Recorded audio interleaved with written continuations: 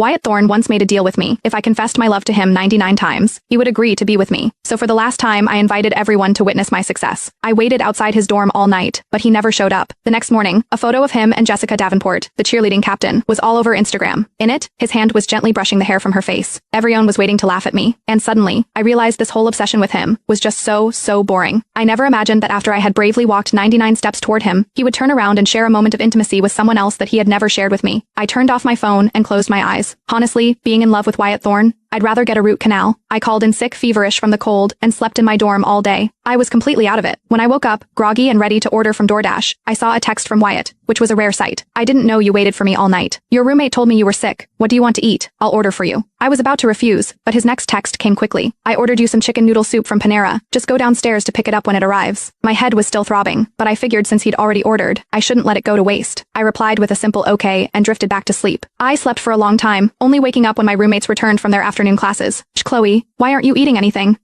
I ordered some soup. I'll go get it in a bit. I struggled out of bed, but as I was about to head downstairs, my roommate stopped me. I don't think there was an order for you at the pickup counter. I would have grabbed it for you if I'd seen it. I froze. I picked up my phone and texted Wyatt. I don't see the delivery here. Did you put in the wrong address? About 5 minutes later, he replied. Oh shit, my bad. I went to class right after texting you. I thought I placed the order, but I guess I didn't. What do you want? I can order it for you now. I pressed my lips together. Never mind. I got dressed and walked to the student union by myself to get something to eat. While waiting for my food, I started to think about my relationship with Wyatt ever since I first confessed to Wyatt our freshman year. He treated me the same as always, except for when I was the one making an effort. He never asked me out, but he was always there whenever I reached out. He never defined our relationship, and he never took responsibility for my feelings. Sometimes, he'd even flirt with me. He'd ask about my life, remember when I was on my period, and even get jealous if I talked to another guy for too long. I thought he liked me too, which is why I was willing to take those 99 steps to confess to him over and over again without getting tired of it. But now I see it. He's like that with every girl. As I was waiting in line for my food, I felt a gentle tap on my back. I turned around to see my professor, Dr. Albright, smiling at me. While we were eating, she seemed to remember something and suddenly asked, Chloe, are you sure you don't want to reconsider that study abroad program in the UK? It's a rare opportunity. Honestly, a year at King's College London would be a huge boost for your grad school applications. I put down my fork and looked at her earnestly. Thank you for the advice, Professor. This time, I am going to fight for this opportunity. She looked at me with a satisfied nod. From that day on, my text chat with Wyatt went completely silent. I didn't feel much of a difference though, because the study abroad application required a ton of paperwork. So for the next week, I lived in the library. I was there from the moment it opened until it closed. One day, I walked into the library as usual, only to find someone sitting in the seat next to mine. I looked up and saw Wyatt propping his head up with one hand, watching me. I paused for a second. Since we couldn't talk in the library, I just pretended not to see him and went back to my work. Half an hour later, I went to the break room to get some water. Just as I filled my bottle and stepped out, a long, slender hand shot out from the doorway and pulled me into the stairwell. Wyatt took my water bottle with one hand and pinned me against the wall with the other. His captivating eyes narrowed slightly.